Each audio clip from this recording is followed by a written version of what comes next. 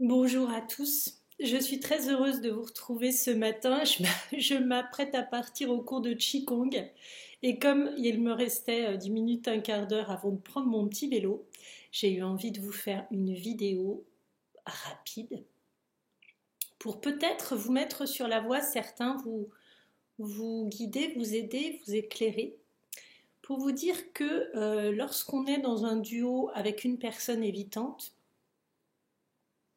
eh bien, en fait, souvent, on a en caractéristique une forme d'impatience, on en a marre d'attendre, on en a un peu assez de faire confiance à l'autre, c'est compliqué, et on se projette toujours dans demain. C'est-à-dire qu'on se dit, c'est pas grave, la semaine prochaine, ça s'arrangera, ou demain, ça ira mieux, dans un mois, dans un an, et on fait confiance un peu à la suite, même si parfois, pour certains d'entre nous, on est très impatient. La vraie difficulté, c'est de se dire ici et maintenant. Je profite de ma vie, de chaque moment de ma vie. Je vis pleinement. Je me réjouis de quelque chose de superbe que je vois. J'ai beaucoup de gratitude pour ce qui se passe de positif tout de suite. Si je parviens à le mettre en place maintenant et à profiter de ma vie telle qu'elle est, eh bien en fait je ne gâche plus mon temps et je vis pleinement, je vis à 200% et on verra demain s'il y a une option, mais c'est maintenant qui compte et je construis aussi de pouvoir m'ouvrir à quelque chose d'autre, d'avoir une vision plus large, de peut-être avoir mal jugé, mal évalué la seule issue possible qui est avec l'autre qui pour l'instant ne veut pas de moi. Et lorsque l'on est dans ce duo où il y en a un des deux qui ne valide pas l'autre, eh bien, au lieu d'attendre et d'espérer en demain quelque chose de mieux, on retourne le grand mappa et on se dit qu'est-ce que je fais aujourd'hui pour moi? Comment je peux prendre soin de moi, m'aimer, envoyer de l'amour autour de moi d'une autre façon à ma famille, à mes amis, à mon animal de compagnie si j'en ai un, puisque vous savez comme moi que quand on a un chat ou un chien, c'est de l'amour inconditionnel, avec les enfants aussi. Faites-le rayonner de manière plus large, avec bienveillance aux gens que vous aimez tout autour de vous.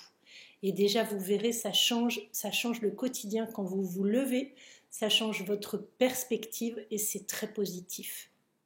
N'hésitez pas à tenter ça. Et aussi, faites confiance à la capacité de sortir d'une mauvaise habitude, de tristesse, de vous dire de toute façon je ne serai jamais heureux ou heureuse, je ne serai jamais aimé en retour, parce que en conditionnant ce type de pensée très étriquée, vous restez dedans. Donc en vous disant tout peut changer maintenant et non pas on verra demain ou dans une semaine ou dans un mois et l'avenir me ramènera cette personne, non. Essayez de vous dire, enfin non, je ne crois pas. Essayez de vous dire, j'ai confiance en moi-même pour provoquer mon bonheur, pour changer mon destin. J'ai été très longtemps enfermée ou un petit peu dans l'attente de cette personne. Aujourd'hui, je choisis pour moi de fonctionner autrement.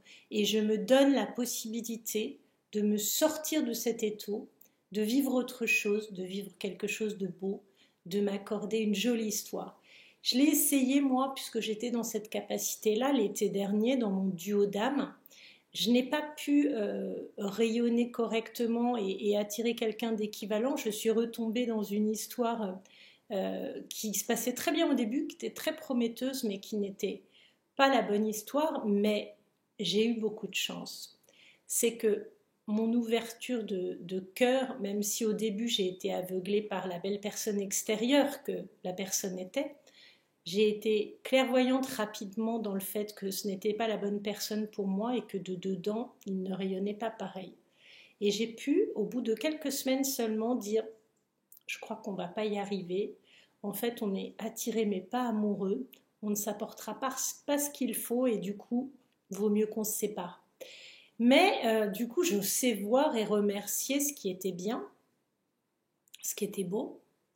Et je me dis passer le cap de me dire oulala, bah, je n'essaie pas à nouveau pendant longtemps, je me dis maintenant, je peux rencontrer quelqu'un de bien, de différent, vivre une autre histoire, ça peut être une grande amitié, ça peut être une histoire de cœur différente, nouvelle, où il n'y aura rien de commun et surtout je sors de cette capacité à accepter un peu moins et je m'ouvre à quelque chose de plus harmonieux, de plus équilibré et je m'ouvre à l'option que quelqu'un me donne autant que je lui donne.